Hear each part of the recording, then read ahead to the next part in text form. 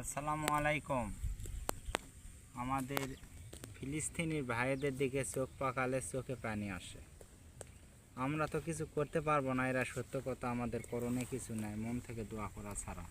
কিন্তু আমরা বাংলাদেশে যারা প্রতিবাদ করি তারা কিন্তু আমাদের নিজেদের ক্ষতি আমরা সবসময় নিজেরাই করি। যেভাবে করি ইসরায়েলের পণ্য বিদায় করতে হবে, কিন্তু তাই বলে যারা টাকা দিয়ে কিনছে সেই দোকান থেকে জিনিসগুলা ভাঙ্গে ধ্বংস করে এরা তো আমাদের দেশের ক্ষতিতে, এই দেশের ক্ষতি করে প্রতিবাদ করা এরা কোন আইনে দাঁড়ায় রে ভাই? আপনারা যে প্রতিবাদ সভা করেন তা নিজেদের দেশের ক্ষতি করে প্রতিবাদ করা লাগবে না। এখন তো আবার কেউ শুনলে বলবেন যে আপনি আওয়ামী লীগ কি নাকি। আমি আওয়ামী লীগ, বিএনপি, জামাত পার্টি কিচ্ছু বুঝি না।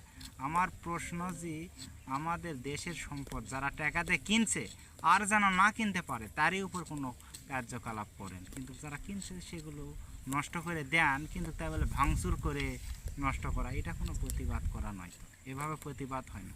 তো আমাদের ক্ষতি তো করা যাবে না, নিজের ক্ষতি করে প্রতিবাদ করা, নিজের দেশকে ক্ষতিপূর্ণ করা। এমনিতে তো মানুষ ভাত পাচ্ছে না, কিন্তু ফিলিস্তিনের যদি মন চায় কেউ কেউ ভিসা করে যান না কেন, যাদের অর্থ সম্পদ আছে তারা যান না কেন? সৌদির বাদশাহ আল্লাহ খান ব্যবহার করেন না, সৌদির বাদশাহ তো নয়, নবীর দেশ, ওখানে তো দেশক গালি দেওয়া যাবে না।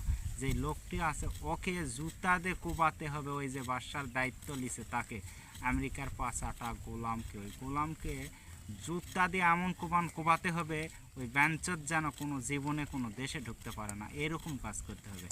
ওরা ইসলামিক বড় বড় রাষ্ট্রগুলা চায় থাকে, দেখতেছে ছোট ছোট শিশুকে উপর বোম পড়তেছে, ওরা কি বাল করতেছে বসে থাকে, ওরা শুধু নিজেদের নিয়ে নিজেরা ভাবনা করতেছে। আর আমাদের ভাবনা এরকম করা যাবে না যে আমাদের দেশের ক্ষতি করে আমরা আমাদের ভাবনা করব।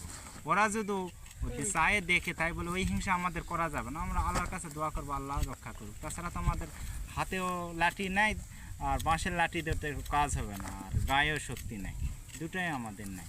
আমাদের দেশ তো ছোটো, আমাদের সেভাবে সে প্রতিবাদ করতে হবে। সবাই ভালো থাকেন আর আল্লাহর কাছে দোয়া করেন যে আল্লাহ ওদেরকে রক্ষা করুক, আর ওই ইহুদ্দিন নাসরাকে ধ্বংস করুক।